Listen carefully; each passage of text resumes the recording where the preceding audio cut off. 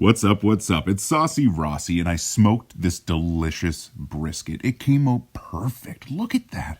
Juicy, succulent, tender, moist. Oh, every word that Gordon Ramsay overuses. This is exactly that. It's delicious. I can't wait to show you the entire cooking process. Make sure you like and subscribe. Join my ever-growing community. Come along for this ride, and I'm going to show you how to develop unbelievable bark like this when you're smoking a brisket. Oh, just look at that. It's a 10 out of 10. I did this at -9. You can see all the steam flying off my water pan there because every time I open it up, whew, the difference in temperature. But my golly, I got it done. So starting off, we're just going to get our grill going. I like to get it going with a nice little bed of charcoal to begin. Then I do the entire smoking process by adding oak lumber. It's the perfect flavor profile for brisket, in my opinion. Highly suggest that's what you go with. So I'm not going to go into trimming and seasoning here in this video. I'll make other videos for how to trim and how to properly season your briskets. But all you need to know here is this is trimmed up, looking good. And I've seasoned this with my own homemade salt, pepper, garlic dry rub. There's a mustard binder on there as well, you can see. But this brisket is prepped. It's got a nice aerodynamic curve on it. I've trimmed down that fat cap on top, and it is ready to get onto the offset smoker. Now, when you're smoking a brisket, it's really important that you're patient. This was a 14-hour cook for me. It starts off just low and slow. You really want to have a nice smoky fire at the beginning. I like to get my fire going for the first couple hours around 200, 225. And that's just to let smoke tack onto the brisket and start trying to achieve a bark. Now, you won't get that bark for about 8 hours, 9 hours even. But it's just one of those things, patience. Patience is key here. So as you can see, I'm checking it regularly. Now, this is probably about the 4-hour mark, I think. At this point, you can see it's just starting to harden up on the outside.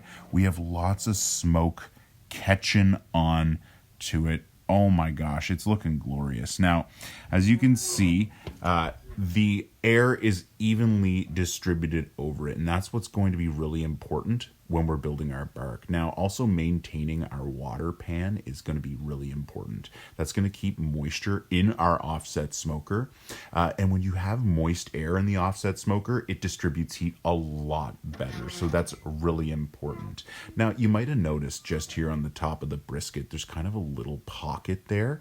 It looks like there's a little bit of liquid. I've been regularly emptying that. Yeah, right there, front and center. I've been just kind of picking the brisket up by its side and tipping it to let those juices run off. If you let juices pool there regularly, it will end up kind of breaking apart that bark that you've been developing. And, you know, when you're doing this over 14 hours, it's really important you pay full attention. This is one of those cooks that you have to do all the steps right for it to come out perfect.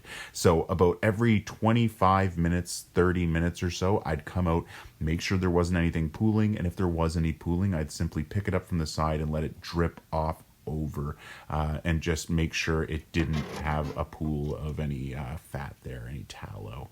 So as you can see here, I've pulled it off. We've hit that 14-hour mark. Now, if you're wondering, I didn't cook it by time. I actually brought it up to 195.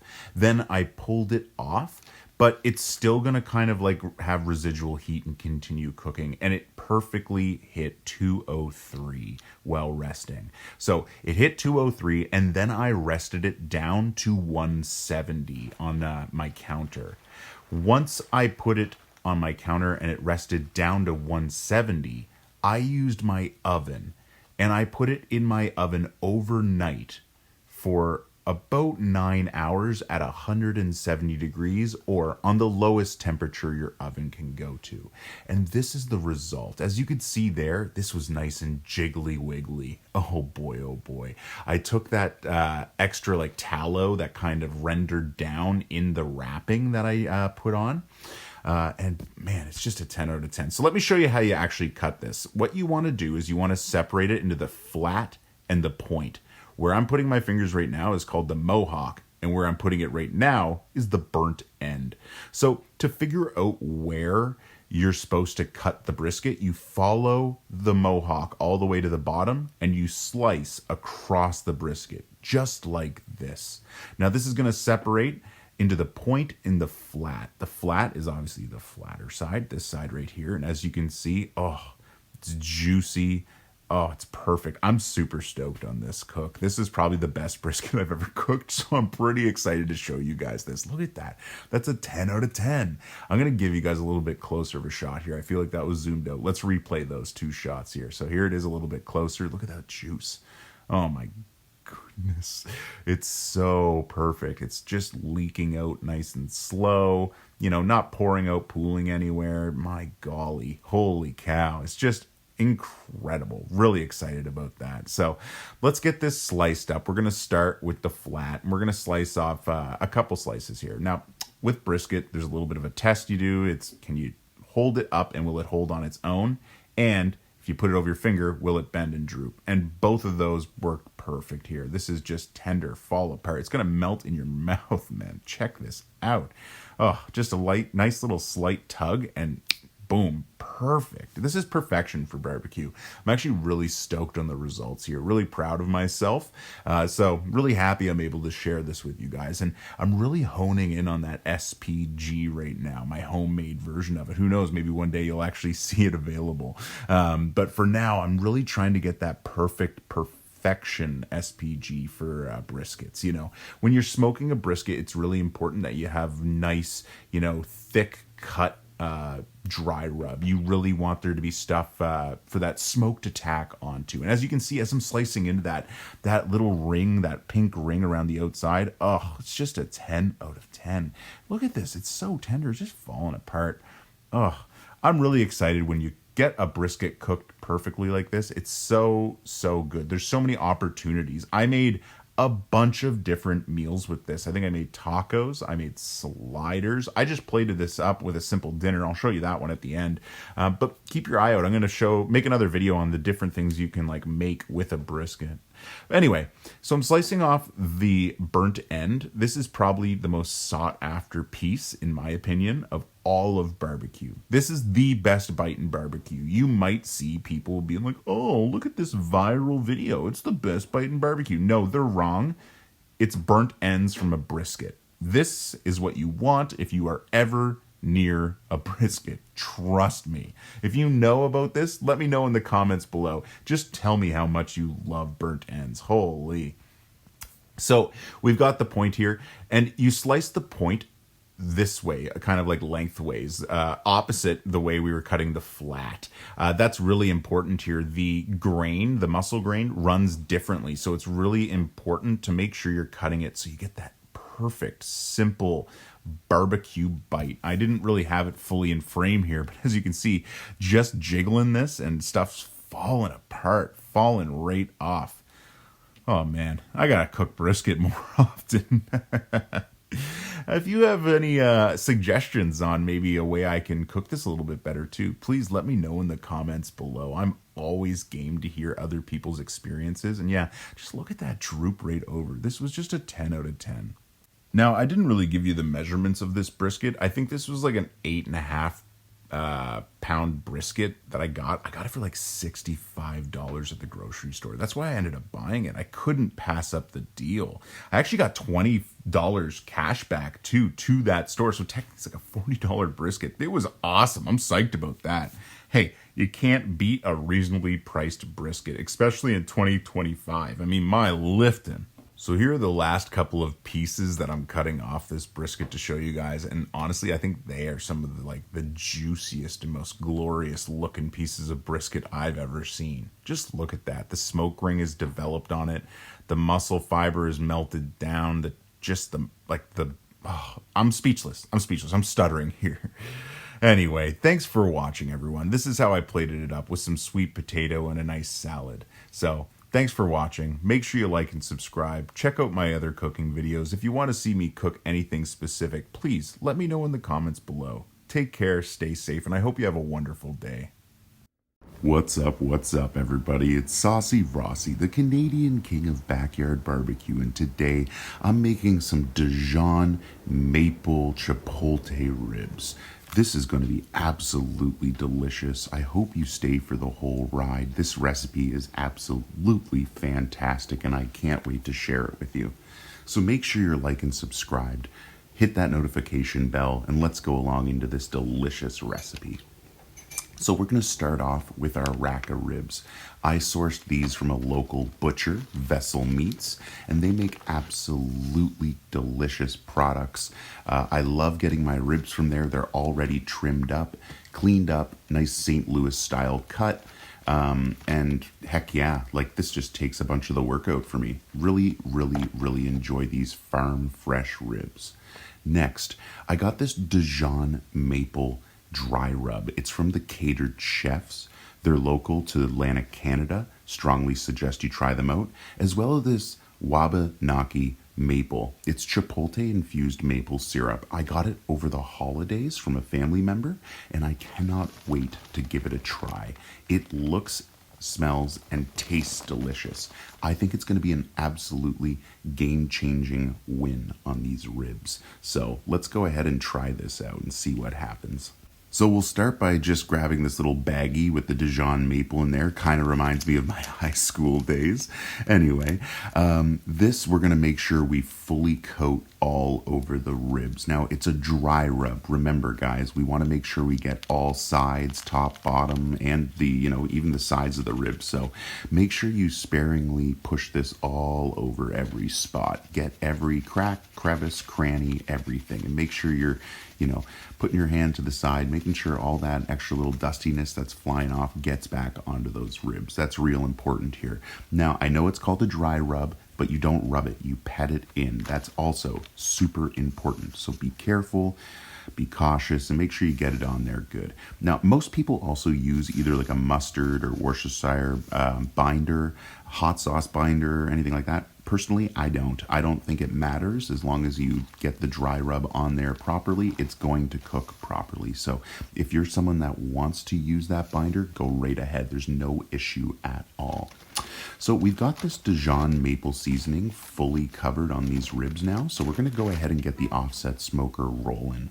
I'm smoking these today, starting off at 225, and we're going to smoke them for about 3.5 to 4 hours. Just rolling on smoke and spritzing them with apple cider vinegar or apple juice or orange juice or water or a combination of any of that is fine.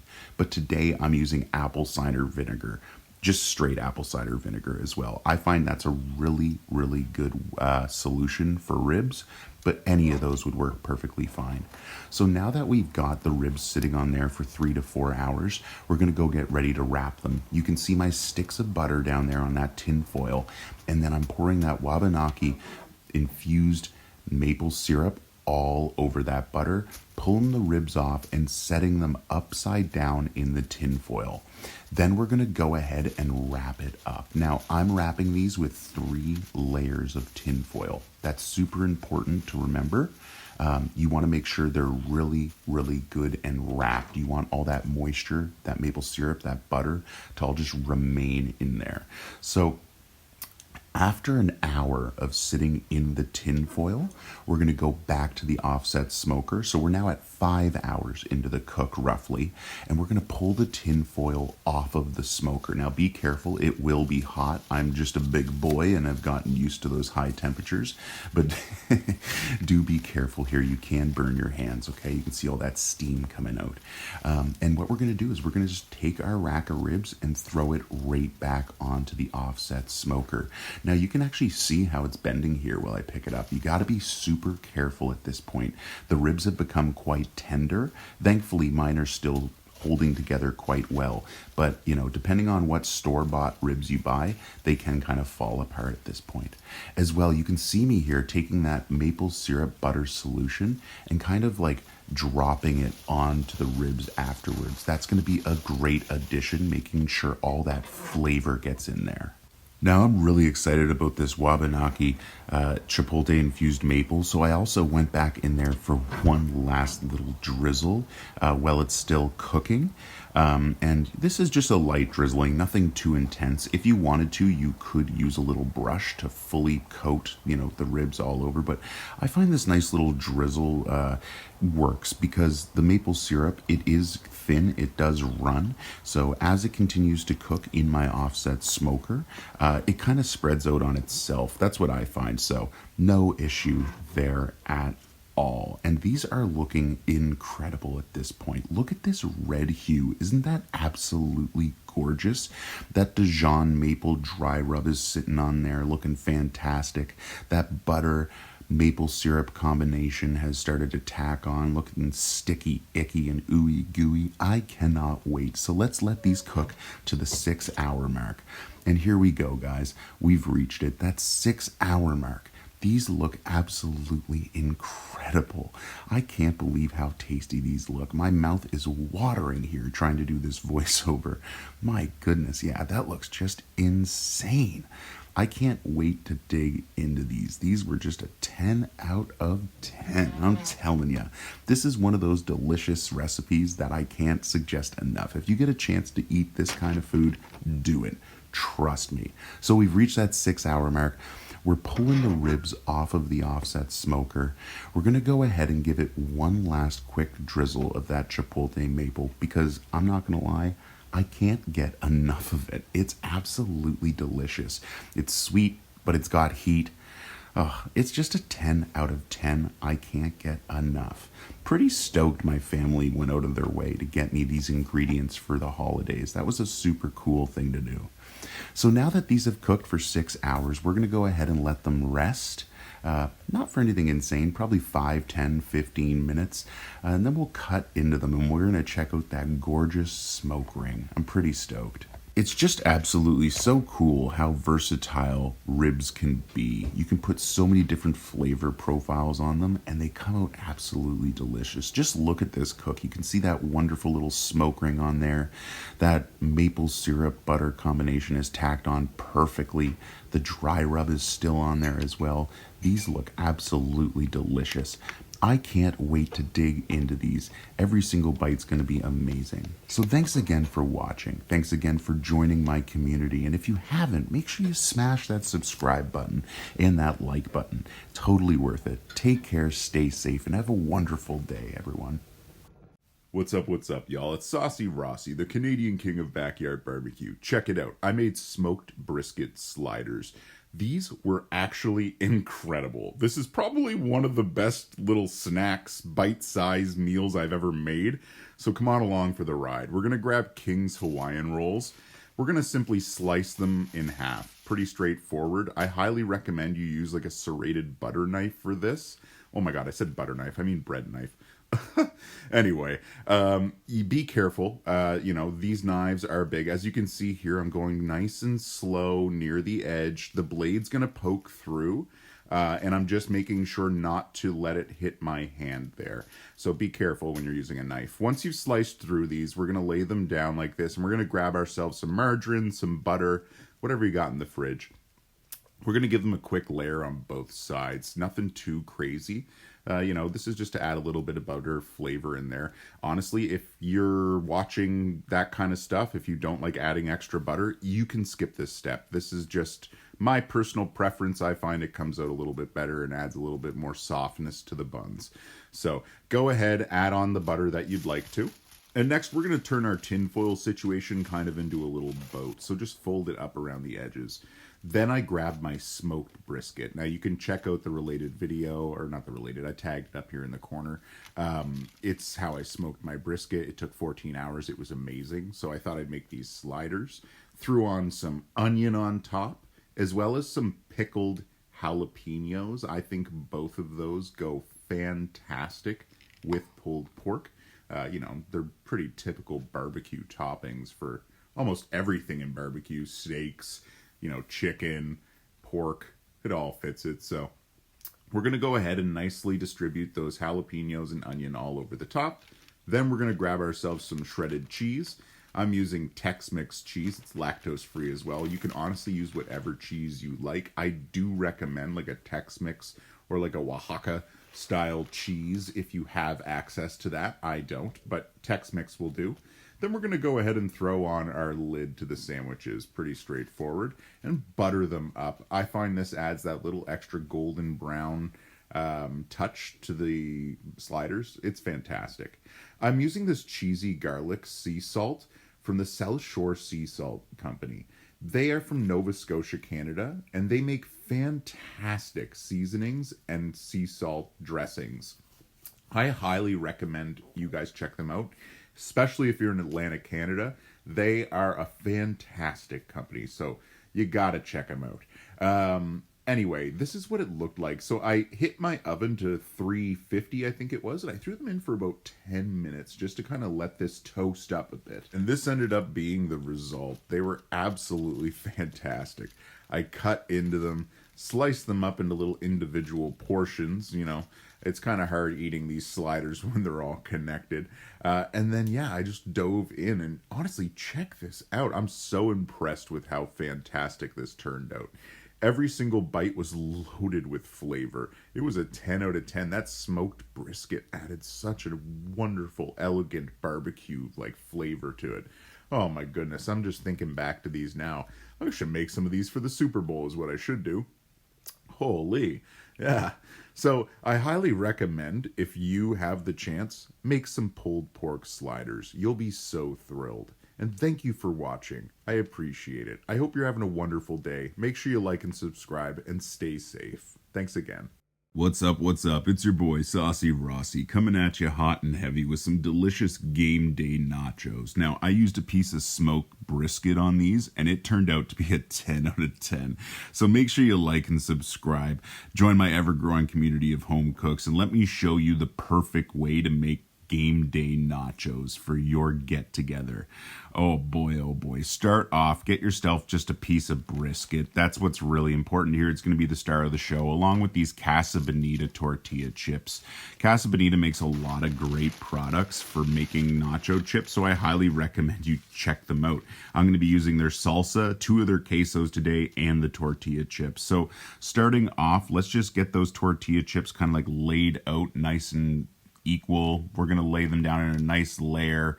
Try and get the entire pan covered over. Then we're going to go in there with some red onion and some diced tomato. Now, I'm also using Compliments pickled jalapeno peppers today.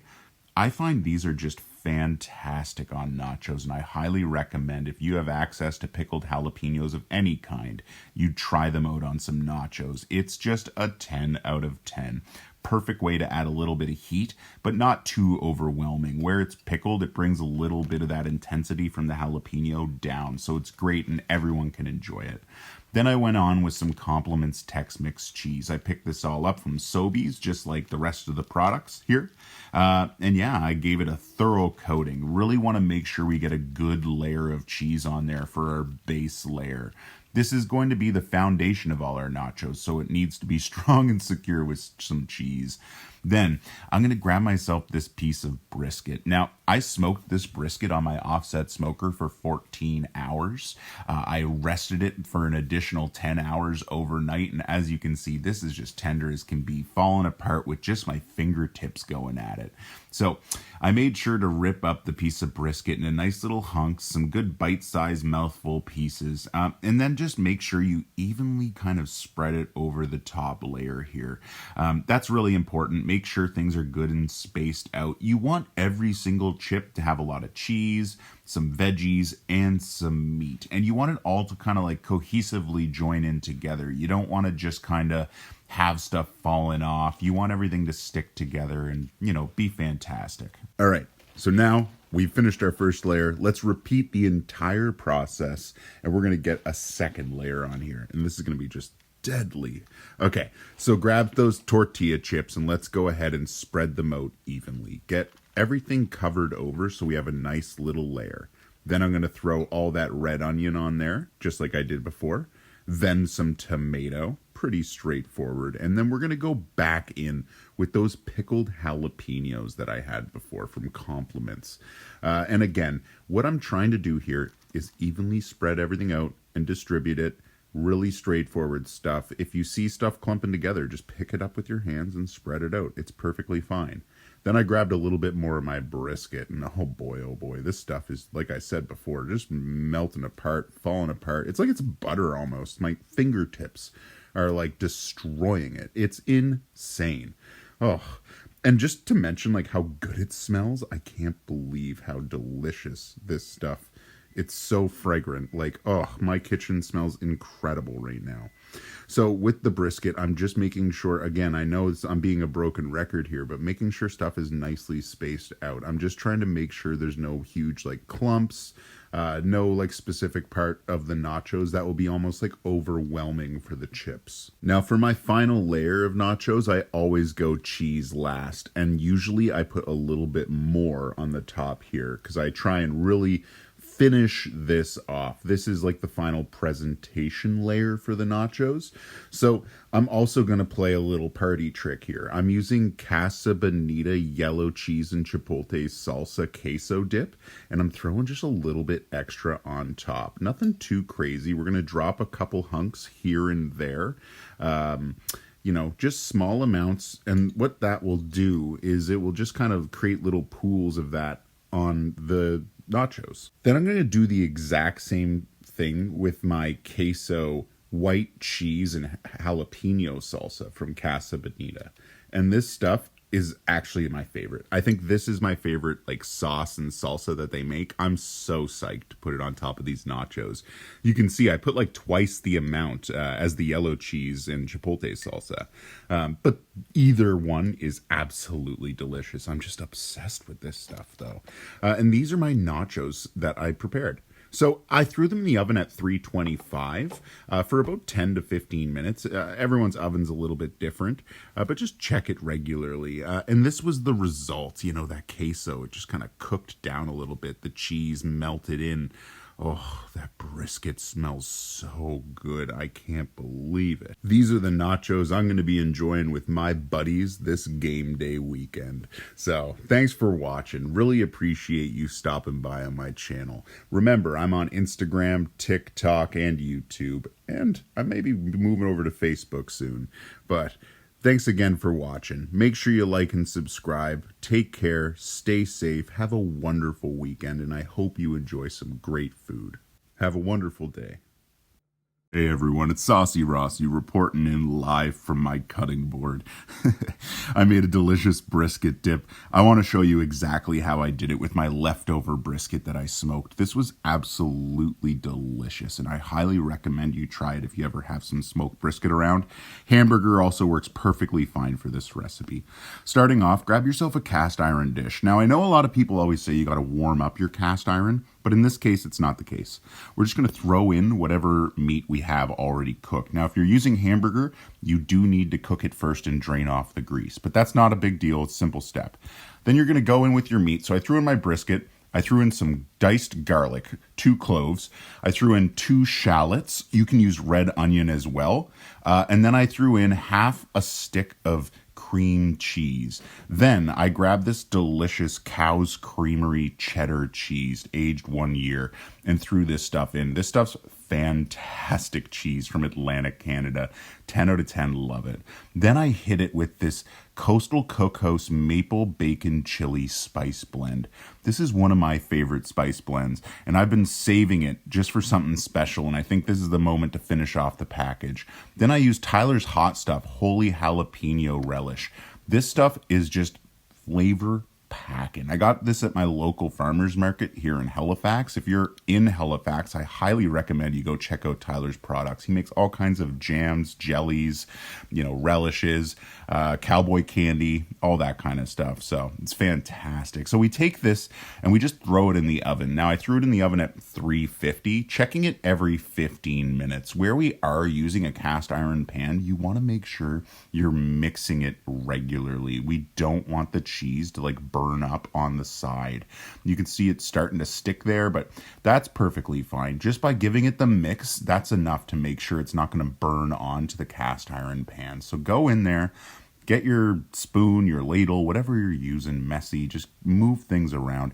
Oh, you can also notice here, I threw in some cherry tomatoes as well. I forgot to film that earlier, but that's an additional touch that I threw into this dip. Now, I am using my oven for this, but you could easily use a barbecue or like a smoker. That would also be a fantastic way to add additional flavor to this recipe.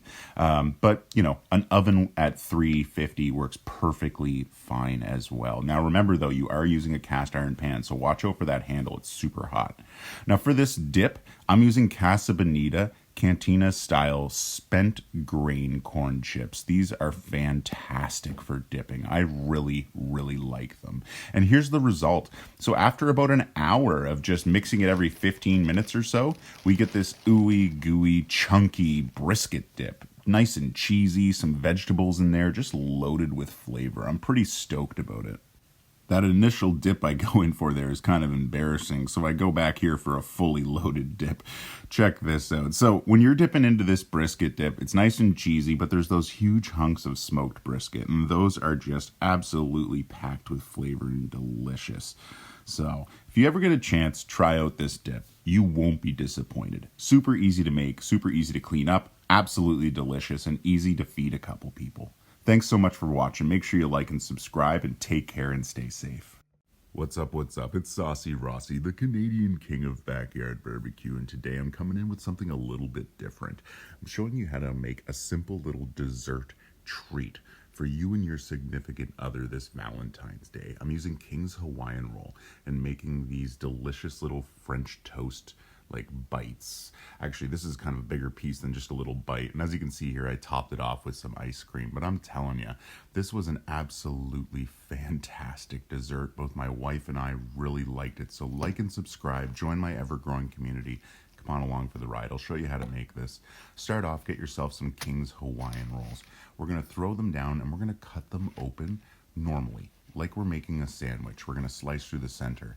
But then what we're going to do is we're going to slice in between each of the creases and crevices. We're going to try and really break down this piece of bread. We want it to be very small cubes, almost like dice sizes. So, you know, rotate it, keep cutting. We're slicing this down.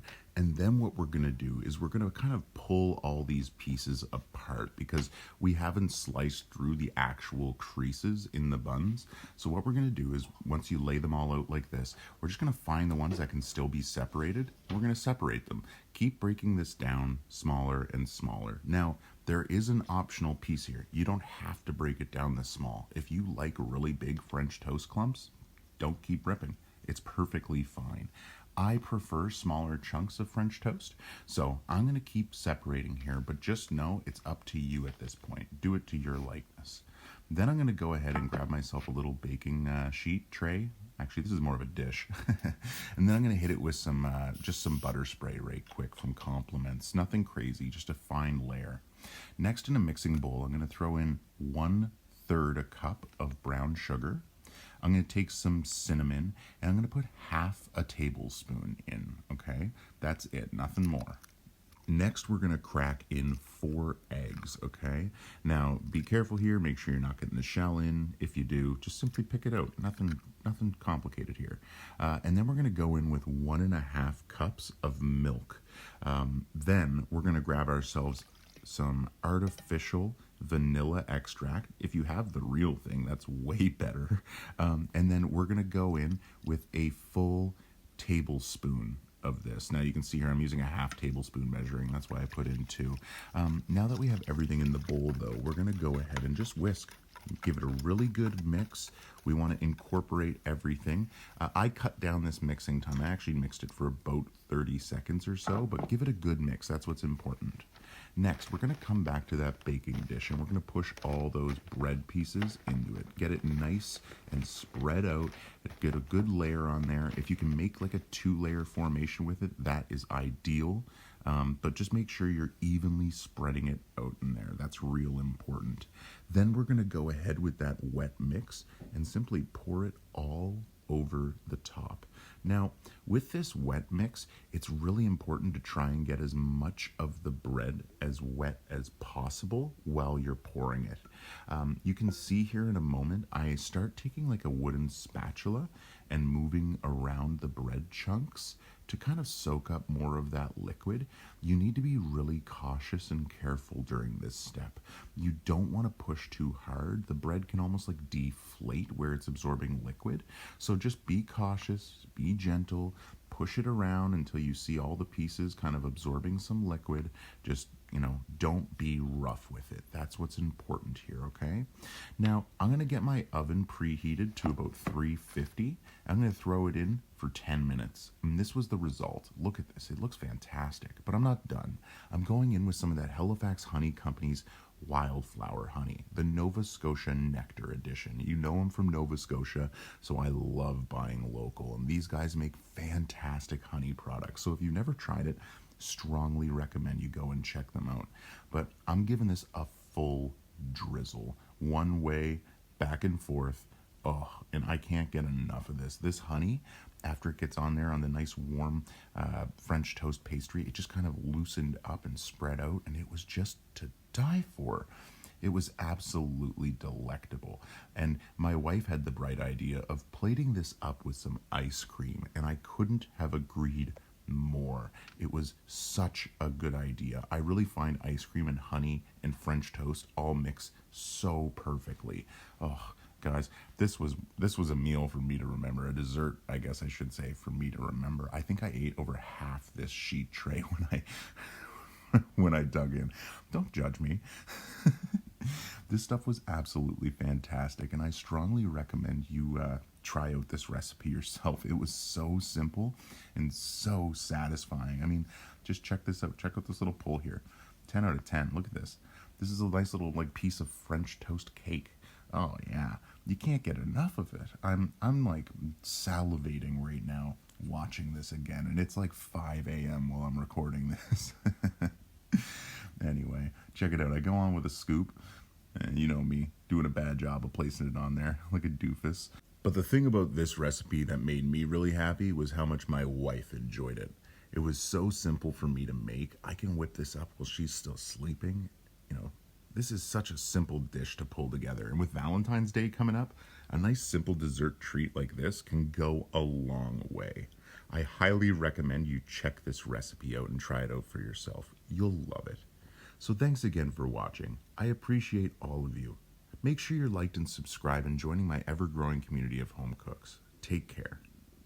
What's up, what's up? It's Saucy Rossy, the Canadian king of backyard barbecue, but today I'm switching it up a little bit. I made a pizza upside down in my cast iron pan. Let's walk through the entire thing. It's actually not that complicated. It produced kind of a pretty cool pizza. You should try it out. So make sure you smash that like button. Make sure you're subscribed. Let's go through the ingredients. Today I'm starting off with a 10-inch cast iron pan by the Lodge. Pretty straightforward stuff, pretty standard. I'm using just a standard marinara sauce along with Chris Brothers deli style pepperoni. Now Chris Brothers is a local deli here in Nova Scotia. They make wonderful meats. I love it. It's fantastic. I'm using Compliments lactose-free Tex-Mix cheese as well as their pizza mozzarella twists. That's also lactose-free. Just helps my belly out a little bit more. And I'm using some Pillsbury pizza crusts, pretty standard. I want to be very upfront about this. This is an easy recipe. Anyone should be able to do it. I don't even think you need a cast iron pan, technically. You could probably do this in a regular dish. So let's go ahead, give it a quick spray with a little bit of that cooking oil so things don't stick on. And we're going to go ahead and basically build the pizza upside down in reverse order. So I go in with my pepperoni slices. I'm going to put down 5, and then for a moment, I'm just going to hesitate because I can't figure out if I need that 6th piece of pepperoni or not. Ladies and gentlemen, if you're doing this at home, just go ahead and drop in that 6th piece. Let me make your decision for you. Do not hesitate like I did.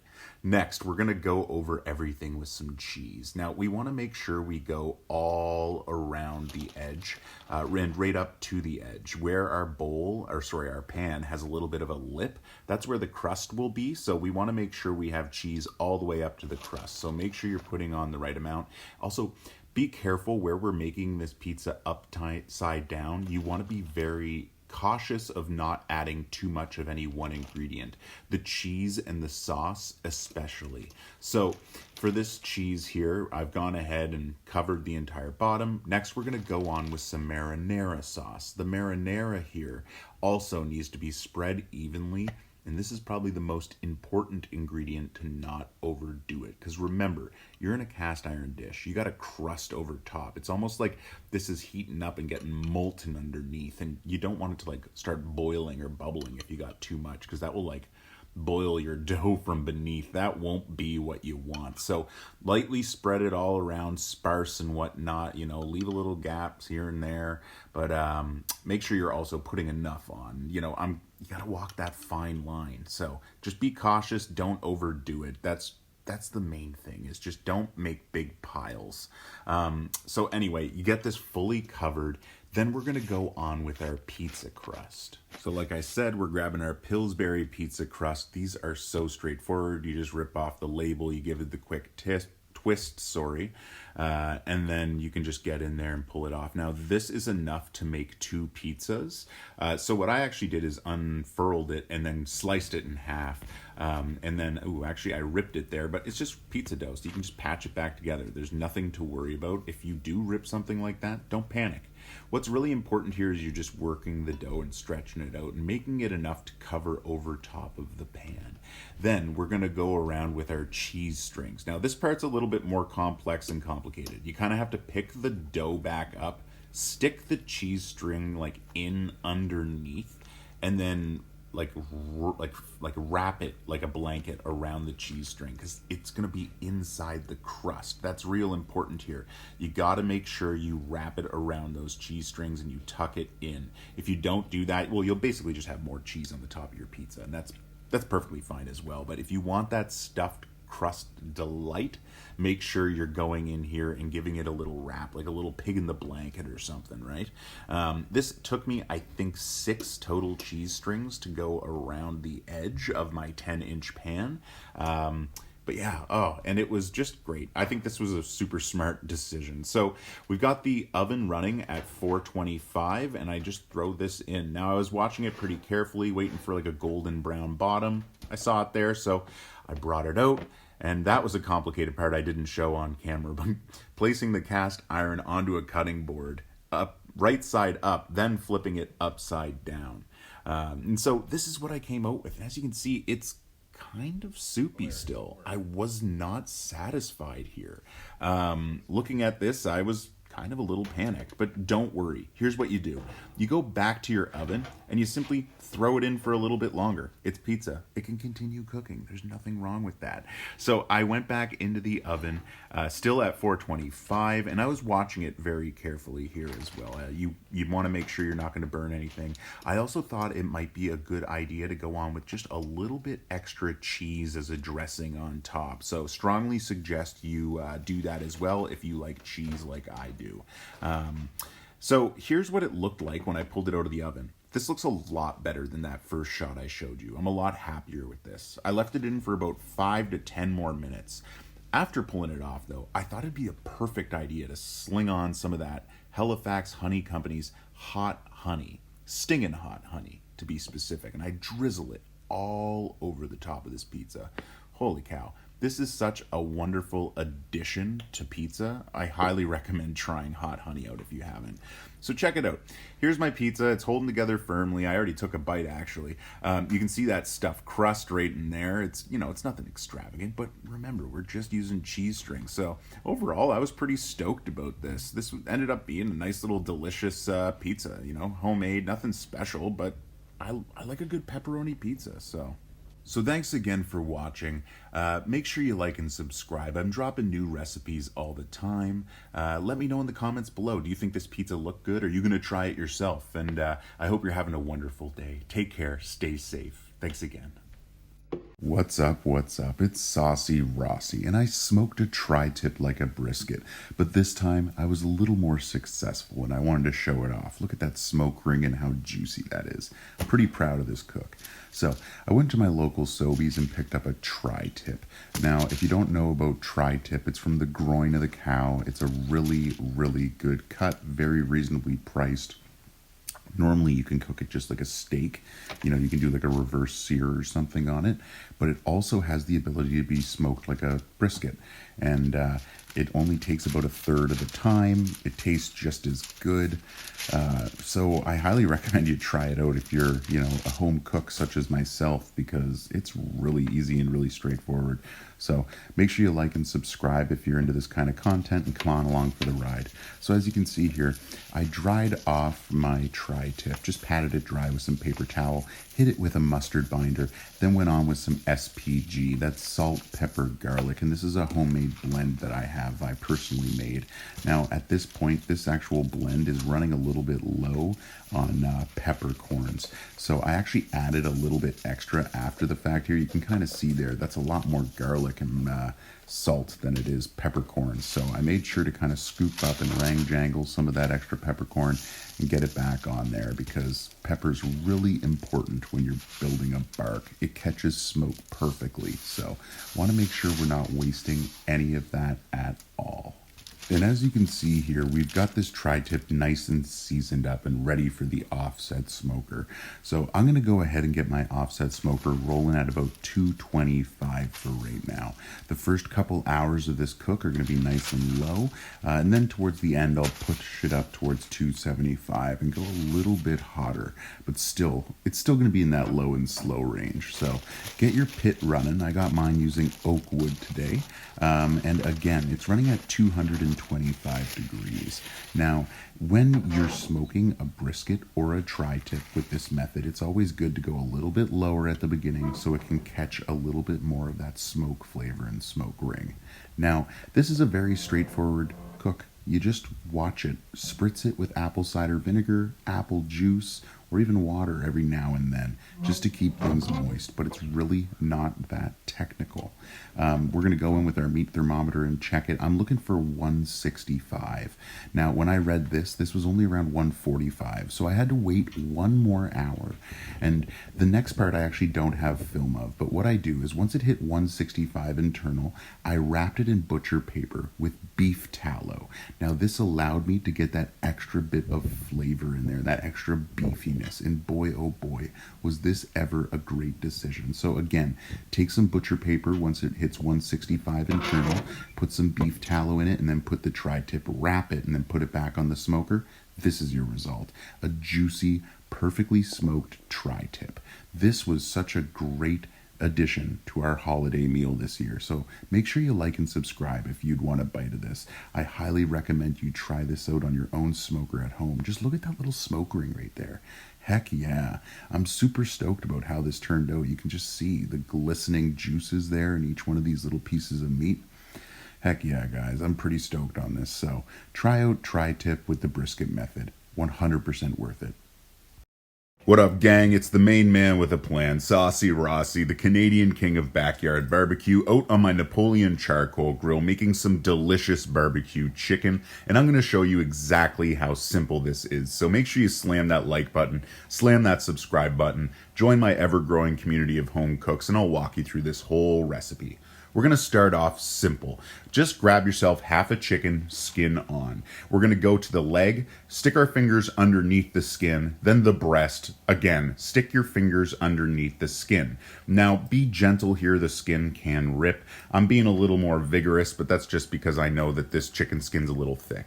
Then I went on with some chicken dry rub by the Noble Chef. They're local to the Maritimes here, and this chicken dry rub is absolutely fantastic. So lift that skin, and we're going to go ahead and spread it evenly underneath the skin. That's real important here. We want that dry rub to hit the flesh, the meat itself. Don't just put it on top of the skin. So again, in by the breast, we're going to open that up, and we're going to get a bunch of seasoning in there. That's going to be absolutely perfect and delicious. Now, you can add as much seasoning as you want. You can see here I kind of added a lot, but I really enjoy this flavoring. I love love it. Can't get enough of it. So go on to the skin as well. Again, we're just fully coating this bird, okay? Next, we're going to get some charcoal lit up on the old Napoleon charcoal grill. Get that thing rip-roaring hot. Get those coals blazing. Get that cover on there. We're going to get this up to around 450, 500 degrees for our barbecue.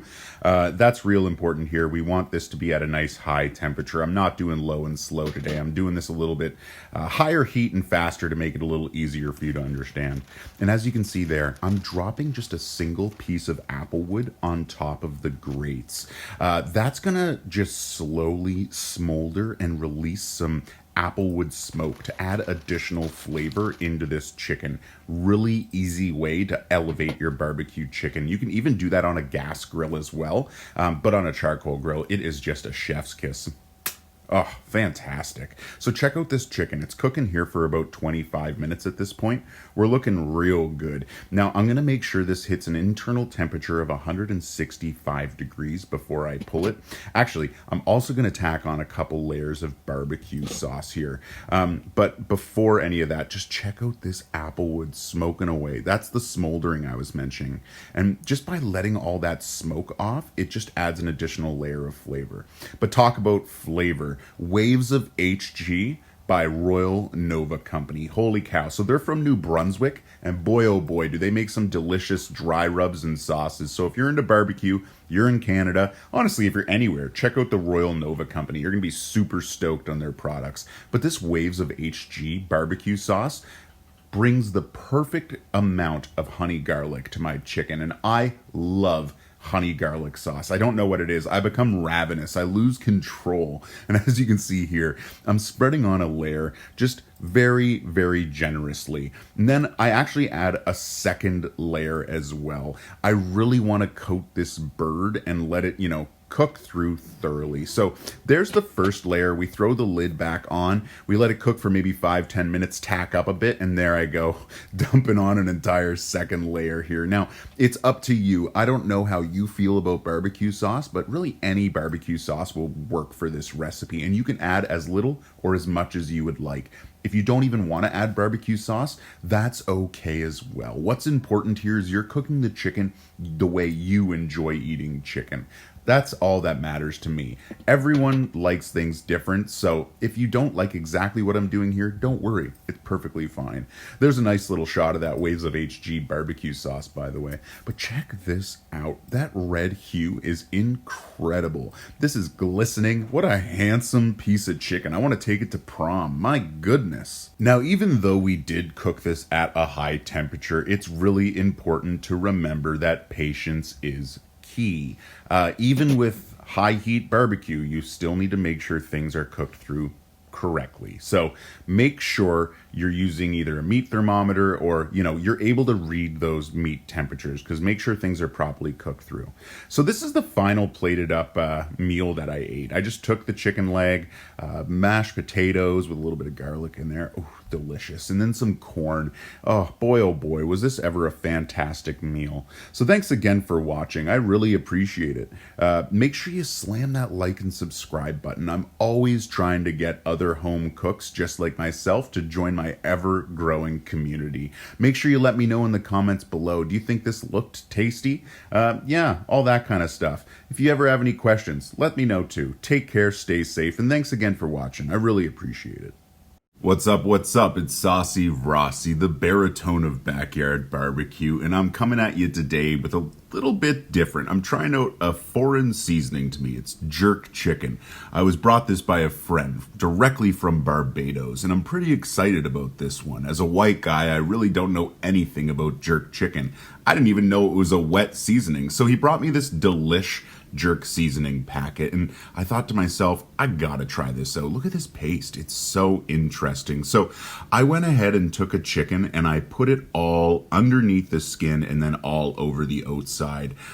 This is what I thought I should do with it. I Googled it right quick and I saw that you should marinate the chicken in this seasoning. So fully coated this chicken, and then you're gonna let it marinate in the fridge. Now, I only let mine marinate for about an hour, but I bet you these flavors would continue to pop if you just let it, rest in the refrigerator as needed. So go ahead, get every side good and coated, spread that paste around. It looks a little bit interesting here, but it smells incredible. So jerk chicken is a flavorful, iconic Caribbean dish. It's usually associated with Jamaica, but its bold flavors are loved across all the islands, including Barbados. My buddy's always telling me about how I have to try it, so he brought me this packet, and I'm pretty psyched about this. The heart of jerk chicken lies in its seasoning. It's a rich, spicy, aromatic blend of herbs and spices that you're going to coat the chicken with, and it's going to give it an unmistakable taste. So I'm going ahead and I'm firing up my kettle grill here. You can see I'm being a little more delicate than normal. That's because I got a kind of a 2-zone cooking setup here. I got a lot of unlit charcoals on the bottom, and then I have all the lit charcoals on the top as well. And what that's going to do is it's just going to help my cook go for a little bit longer here. But it's still going to be nice and hot, up the temp as needed, all that. You can see me there stupidly put my hand over the coals and burning it. Anyway, back to this jerk chicken. We're going to throw this right onto the kettle grill on indirect heat. You can see it there lined up in the center of my grill. That's real important here. We don't want to put it directly on. It might burn that way. There are sugars in the jerk chicken seasoning, so we do need to be careful with that. But as you can see, as it's cooking along here, it's looking glorious. That chicken's just cooking up, and oh my goodness, I wish you guys had smell-o-vision. This smells incredible. The aromas coming off of this marinade are fantastic. Now, I'm not 100% sure what's actually in this marinade, but I would put money on there's allspice or pimento, whatever you want to call it. There's probably Scotch bonnet peppers, some thyme, garlic, ginger, and onions, and some sugar, along with additional spices. That's usually the flavor profile of jerk chicken. So if you're interested in making a marinade yourself, you could try something along those lines out. But just look at this. This chicken is looking fantastic. We're about 30 minutes into the cook right there. And here we are after about 45, 50 minutes. This stuff is just looking amazing and smelling 10 times as amazing. Holy cow, my house smells incredible with this chicken resting. So I let it rest for about 10 minutes just to kind of let the juices redistribute, let it cool off just a little bit. And oh my God, what a delicious meal this was. I'm gonna have to figure out how to get more of this seasoning, because jerk chicken is officially one of my favorite ways to eat chicken. I can't even recommend this enough to you. If you're a white guy like me that's never had jerk chicken, smarten up. Just do it. Smarten up today. Today is the day you change your life. Go out, get yourself some jerk chicken.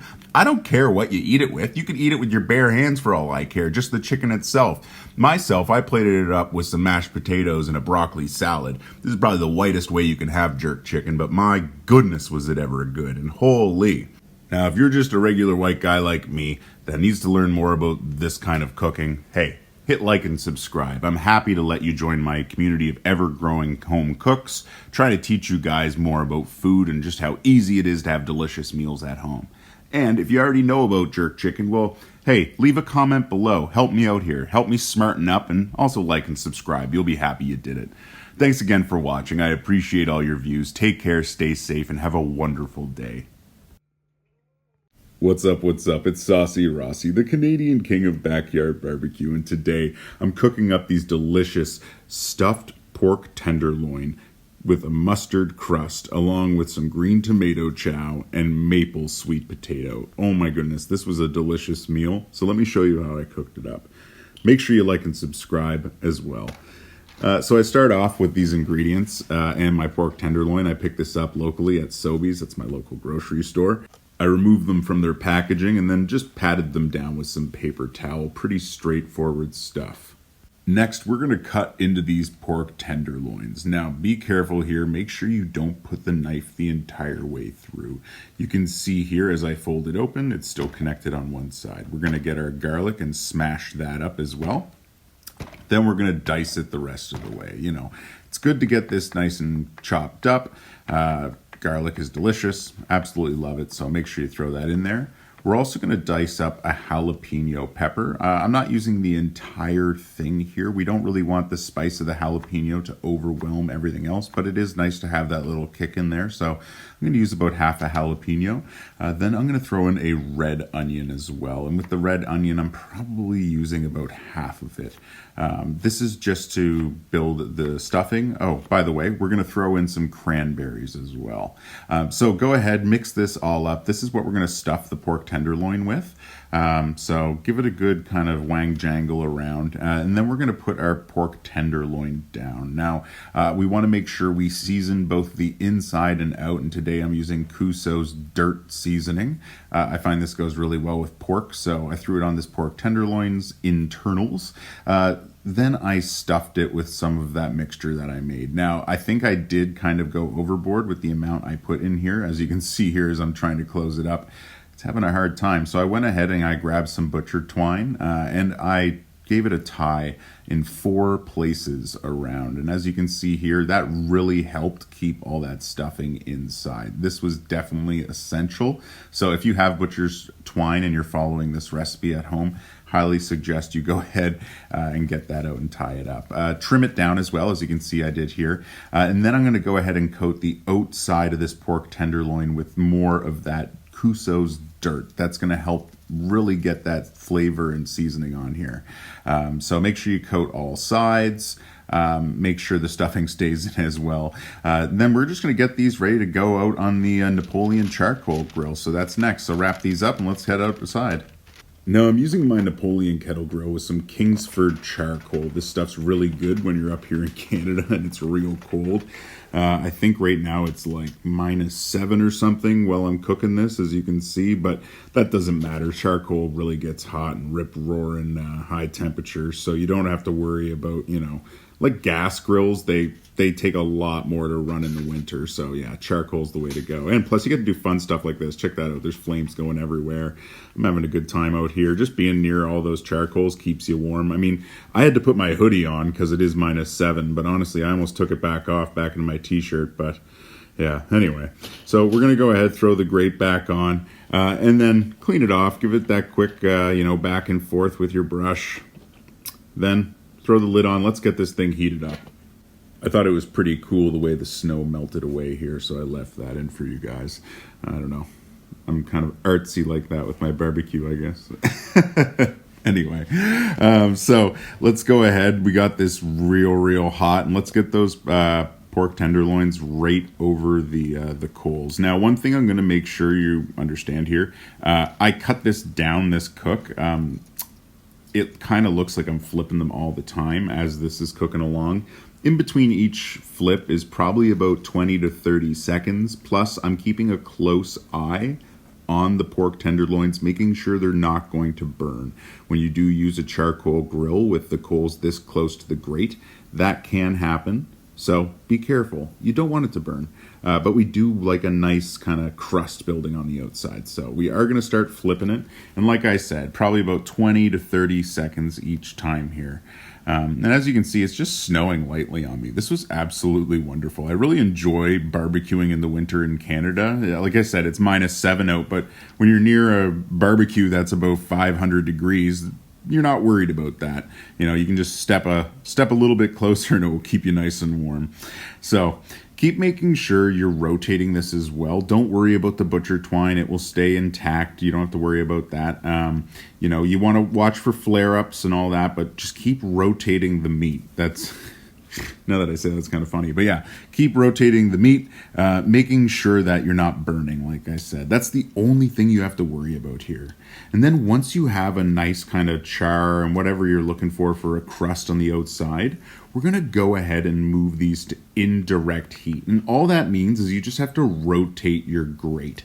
Now, if you're on like a gas grill and you're following along with this, you don't have a grate to rotate. All that means is you just remove it from the direct heat and move it over to the side.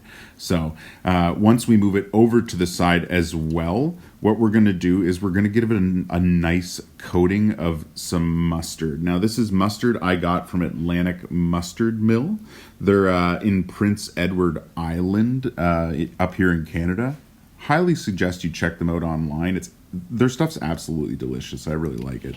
So here we go. We're going to bring this on to indirect heat. Like I said, you just give it a quick rotate. That's all. And then kind of move them to the side so there's no parts sitting directly over the coals. And then by putting the lid back over this, the convection heat of this barbecue is going to continue and bring them up to the right temperature. So you're probably wondering, what is the temperature? So I'm aiming for about 145 or 150 before I pull it off. And there's that mustard that we're going to put on the outside of these. So we get it all coated over top. And by the way, it's the apple doesn't fall far from the tree mustard by Atlantic Mustard Mill. Forgot to mention that. And we're going to make sure we give these a nice coating. So as you can see, I'm smearing it here with the top of my brush because I realized I didn't bring out a spoon or anything. That's fine. We can make it work. And like I said, we're going to get these nice and coated, both sides, keep them on indirect heat, and it's going to build a beautiful crust. Now, at this point, it's pretty simple. We're just ride or die barbecue boys sitting around waiting for this thing to come up to temp. We're looking for 140 to 150, like I said. So I'm using my ThermoPro meat thermometer and just checking to make sure that it hits that perfect temperature. We're not there yet, but we're super close, and patience is key. So make sure to periodically just check the meat and its temperature. On my end, thankfully, we finally came up to about 148, 150. So I pulled these off and let them rest for about 10 minutes or so. And boy, oh boy, did they ever come out beautifully. Check this out as I slice into them. These cuts are pretty awesome. I'm pretty happy about this.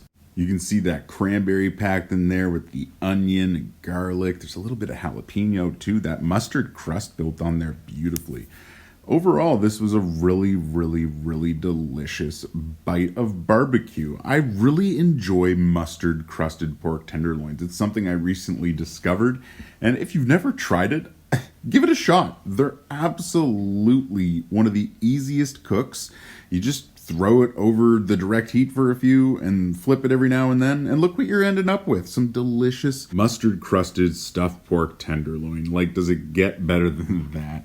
So I went ahead and made some mashed sweet potatoes, mixed in some maple syrup with them because I'm Canadian, then threw the pork tenderloin sliced up on top. But that's not where I stopped, because I absolutely love adding layers of flavor. So I also picked up this Atlantic Mustard Mill green tomato chow. Now, I don't know if you're from Atlantic Canada or not, but growing up, I had green tomato chow with meals all the time. I love this stuff. And Atlantic Mustard Mill, when I found out they made it, I was thrilled. So thanks again for watching. Take care, stay safe. Make sure you like and subscribe and join my ever-growing community of home cooks. I hope you have a great day and enjoy some food. Take care. What's up, gang? It's your boy Saucy Rossy, and I went to the store and picked up one of those pre-made pizza crusts. Pretty straightforward, nothing special here except the smoked brisket that I used on top. Now, this smoked brisket pizza was absolutely incredible. I mixed in one of my favorite barbecue sauces, and it became just an absolutely delicious pizza. So make sure you like and subscribe and join my ever-growing community of home cooks, and I'll show you how I did it. This is the pizza crust I picked up, and this is one of my favorite sauces, Earl's Maple AF barbecue sauce. Oh, it is just absolutely fantastic. If you've never heard of Earl's signature sauces, go check them out. 10 out of 10. They're on Instagram. You'll love it. I picked up compliments, cherry tomatoes, along with some shallots. And again, this is that smoked brisket. I had just a little bit left over, so I diced it up nice and fine. That's real important here. We want it to be nice and small. And as you can see, I got it cut up perfectly. You can still kind of see that smoke ring in there too. It's cool. And I got that Compliments Tex-Mix lactose-free cheese because I'm not interested in being up all night farting. Anyway, I go in with 1 part barbecue sauce with 1 part packet of pre-made pizza sauce, I guess you call it, marinara sauce. Basically 1 part barbecue sauce to 1 part pizza sauce. That's what's important here. You're going to put it onto the pizza round, or if you're actually making dough at home, if you're a talented home cook, go ahead and just, you probably already know what to do, now that I think about it. But yeah, so what I'm doing is I'm just going around in circular motions, and I'm just making sure to get that sauce basically all around the inside. Then I grab that brisket that I cut up earlier, and I'm trying to get as much of it on as possible. Really important here. This is going to bring so much much smoky flavored deliciousness to this pizza. I can't wait to dive in. Oh, barbecue chicken pizza is a fan favorite of mine. So the idea of like a barbecue brisket pizza is just going to be amazing. I can't wait to try this. So I also threw on those diced shallots. I also cut up those cherry tomatoes, as you can see here. It's going to be delicious. So I am a cheese last on pizza kind of guy, and I do like putting a lot of cheese on. Make sure you get a good layer on there, right? You know, it's not the end of the world. You can kind of put it to your own preference. Everyone's different, but I really enjoy it when my cheese runs all the way to the crust. A nice cheesy crust. Actually, a nice stuffed crust is delicious, but hey, you know, that's not what this is. This pre-bought pizza is like a really easy solution. If for nights that you're super busy or whatnot, if you still want to just have a homemade pizza, I highly recommend them. They're not the end of the world. Yeah, you're right. Homemade pizza dough is probably better, but this is still a great alternative, and I really enjoy it. I mean, just look at this. That's not that big of a deal right here. The crust doesn't look, oh my God, gorgeous, but oh my goodness, it tastes delicious. And that's what matters to me. I know some people eat with their eyes, but I eat with my mouth and belly. Anyway, so this pizza ended up being absolutely fantastic. I was pretty much expecting it to be, and I'm thinking next time I'm going to try and go the 9 yards and actually make my own crust. But check this out. This pizza looks just friggin' wonderful. Now, I'm a hot honey guy, specifically a Halifax hot honey guy. Their stinging hotter honey is what I think is going to top this off perfectly. I decided to go ahead and coat this entire pizza in it, every single piece. I didn't wait. I highly recommend you try out hot honey on pizza if you haven't. Now, I apologize about the video here. I just didn't capture a better shot, but oh boy, this is just going to be fantastic. I highly recommend you try smoked brisket barbecue pizza with hot honey, or just pizza with hot honey, or smoked brisket pizza. But anyway, thanks so much for watching. I appreciate it. I hope you're having a wonderful day. Make sure you like and subscribe and join my ever-growing community of home cooks. Take care and stay safe.